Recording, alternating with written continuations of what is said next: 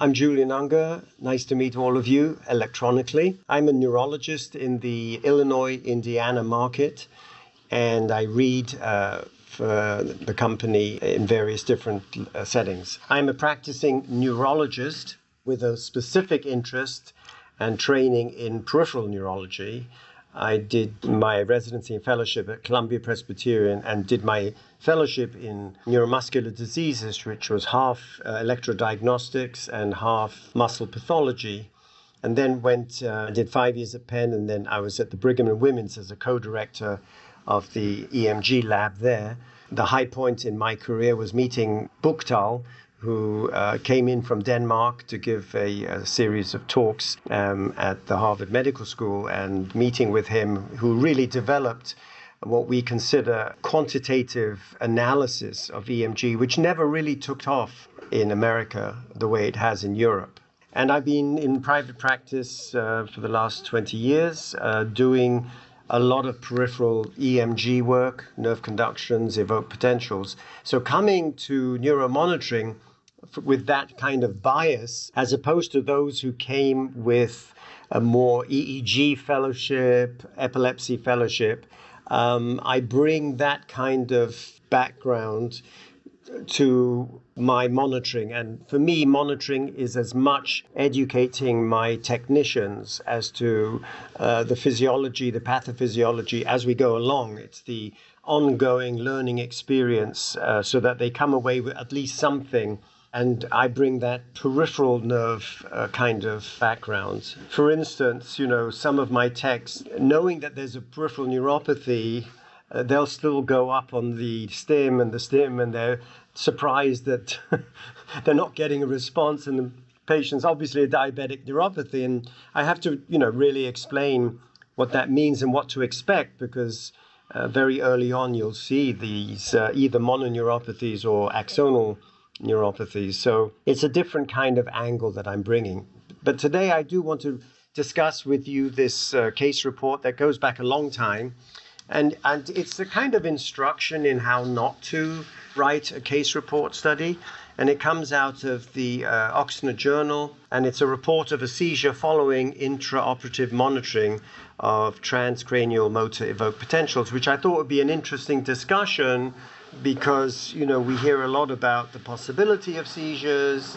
And so I just wanted to go over that literature quickly and the pitfalls there.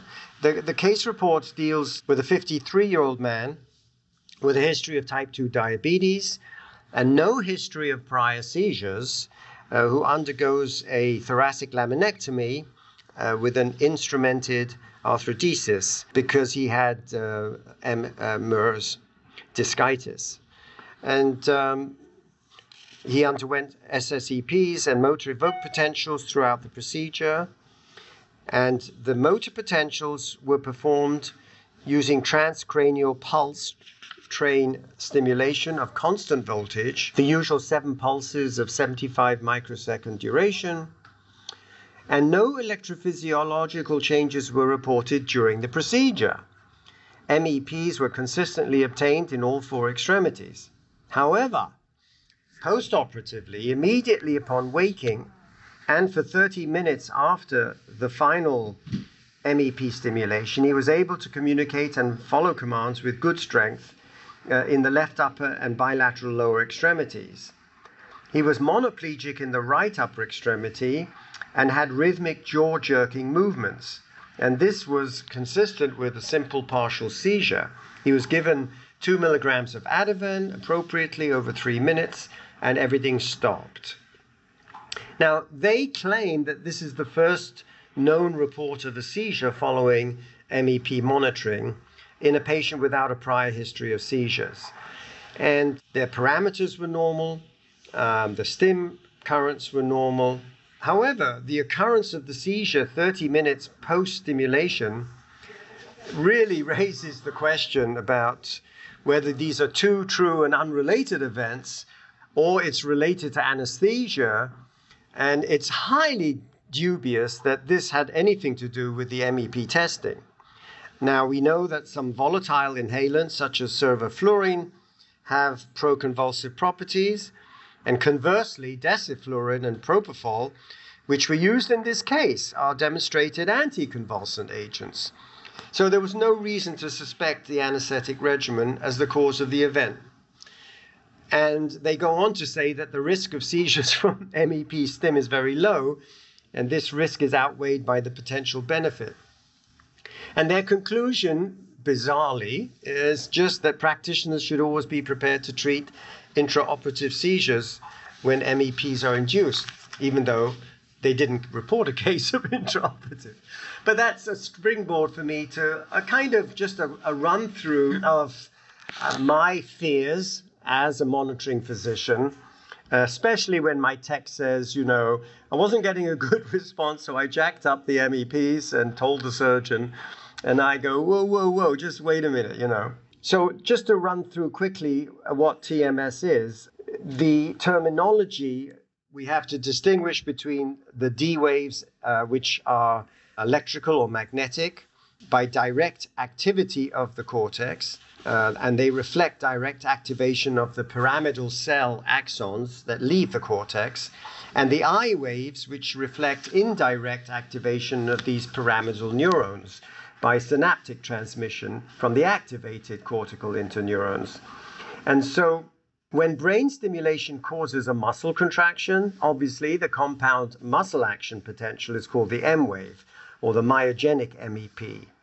And M waves can be recorded from multiple muscles simultaneously following a single train of transcranial stimuli. Now, TES predominantly generates D waves under the stimulating anode, and therefore predominantly generates M waves in muscles contralateral to the stimulating anode. By the way, there are some rare cases with congenital motor non-decussation TES that produce ipsilateral changes in M waves. And to compare D wave and M wave monitoring, the lack of synapses makes D waves relatively insensitive to anesthesia. So D waves tend to be highly consistent from run to run, but generally small enough to require averaging a small number of responses per run.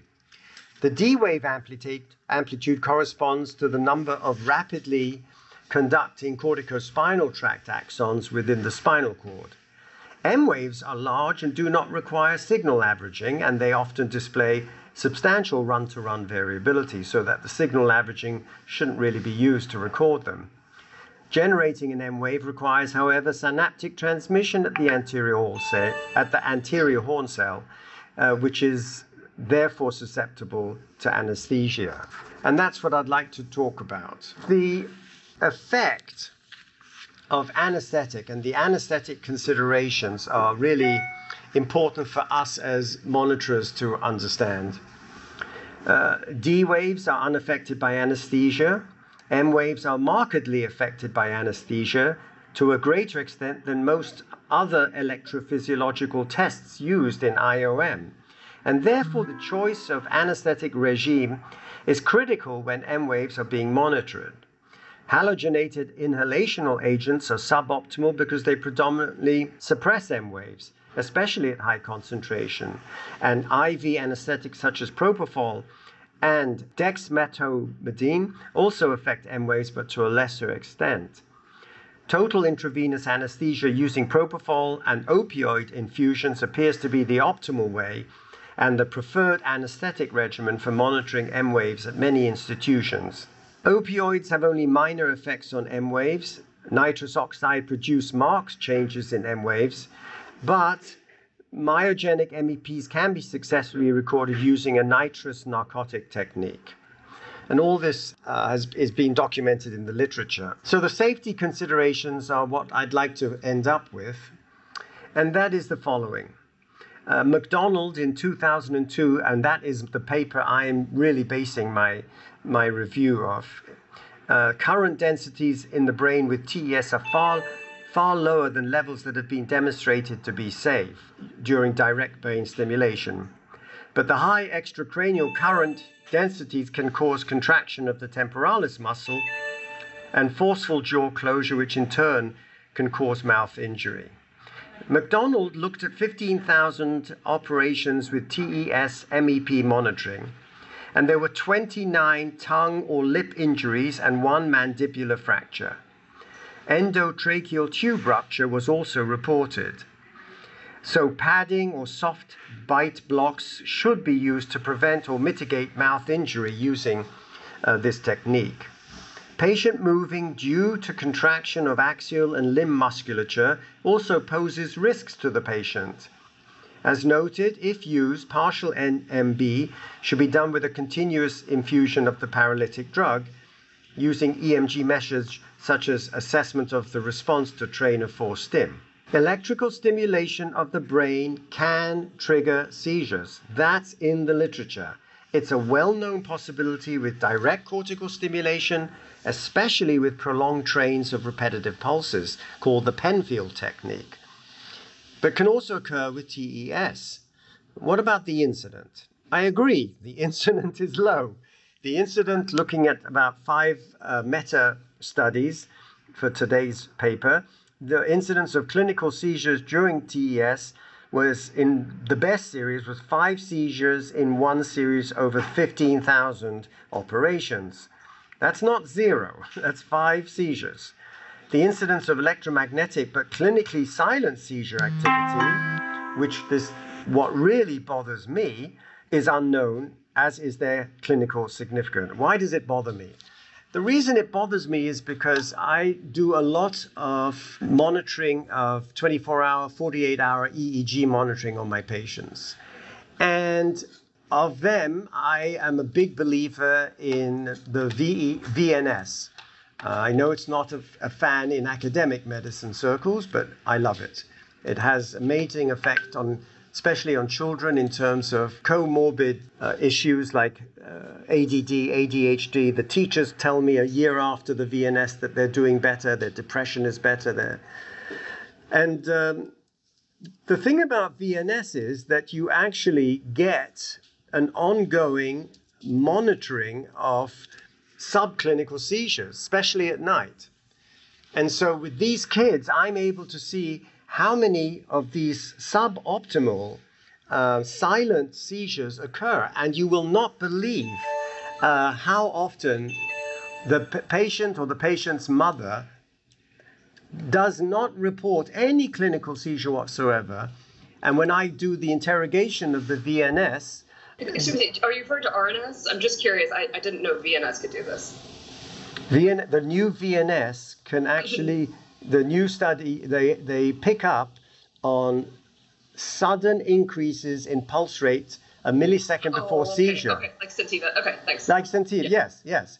And as a result, you can actually look on a graph at this kid's nocturnal or during the day, but most of them at night. And a lot of this silent seizure activity is going on and is being stopped by the stimulus.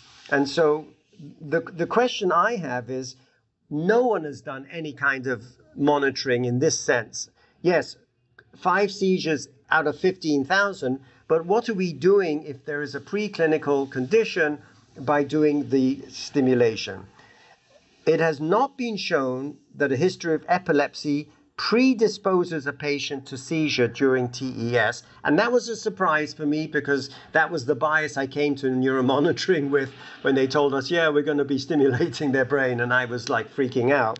But in fact, a review of the literature does not show that a history of epilepsy predisposes a patient to seizures. Now, the role of concurrent EEG monitoring during TES recordings is unclear in the literature. It's used in some centers, but not in all.